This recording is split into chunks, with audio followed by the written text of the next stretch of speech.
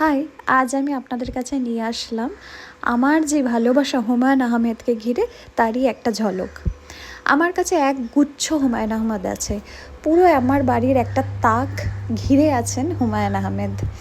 এবং আমি এই সমস্ত বই অনেক জায়গা থেকে সংগ্রহ করেছি। যেখানেই আমি ঘুরতে গেছি, যদি আমি কোনো বইয়ের দোকানে হুমায়ুন আহমেদ দেখতে পাই, আমি আর সেই বইটা যদি আমার না পড়া থাকে আমি কিনে ফেলি। আমি এতটাই অন্ধভক্ত তার, মানে যাকে বলা যেতে পারে আমি জ্যাবরা ফ্যান। হ্যাঁ, আমাকে অনেক এই ধরনের মানে হুমায়ুন আহমেদের লেখা বই আমাকে অনেকে গিফটও করেছে। আর তাছাড়াও আমি অনেক জায়গা থেকে যেখানে ঘুরেছি, বেরিয়েছি, সেখান থেকে আমি কিনে সংগ্রহ করেছি। অনেক সময় বইমেলাতেও অনেক হুমায়ুন আহমেদের বই পাওয়া যেত এবং আমি সেগুলোকে কিনেছিলাম। আর ইন্টারেস্টিং আমার যেটা সবথেকে বেশি ভালো লাগে সেটা হচ্ছে ওনার লেখনীটা খুব ভারী সুন্দর। মানে এত সিম্পল ল্যাঙ্গুয়েজে এত সুন্দর অনুভূতি নিয়ে যিনি লেখেন, আর এত রিলেটেবল গল্পগুলো হয়ে যায় অনেক সময় যে আপনি এক টানে পুরো বইটাই শেষ করে দেবেন। আমি তো হুমায়ুন আহমেদ শেষ করি দুদিনে।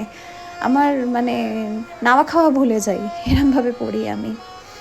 ওনার বিখ্যাত দুটো চরিত্র আছে, একটি হচ্ছে মিসির আলি আর একটি হচ্ছে হিমু। মিসির আলি হচ্ছে এমন একটি একটি পার্ট টাইম লেকচারার ঢাকা বিশ্ববিদ্যালয়ের সাইকোলজির, যিনি সমস্ত অলৌকিক ঘটনাগুলোকে একটি সাইকোলজিক্যাল ব্যাখ্যা দিয়ে ওটাকে মিটমাট করেন।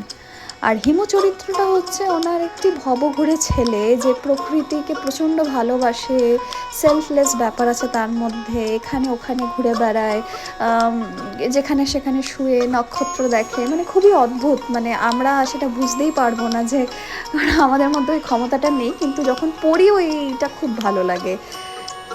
তো এই হচ্ছে আমার ছোট্ট কালেকশনই বলবো, খুব বেশি তো আমি পড়তে পারিনি। যা অ্যাভেলেবল ছিল সেইখানকার মধ্যে থেকেই আমি জোগাড় করে রেখেছি। আর আপনারা যদি হুমায়ুন আহমেদ নিয়ে এরমভাবে ইন্টারেস্টেড হন, বা এই যে কটা বই আমি দেখাচ্ছি তার মধ্যে যদি কিছু বই আপনাদের পড়তে ইচ্ছা করে, তাহলে আমি বলবো কলেজ স্ট্রিটে এখন নতুন একটি দোকান হয়েছে বাতিঘর। সেই বাতিঘরে অনেক হুমায়ুন আহমেদের বই রাখা আছে, তো আপনারা চাইলে ওখান থেকে অনেক ভ্যারাইটিস বই দেখতে পারেন। চলুন, আজকের মতন এইটুকুই। বাই।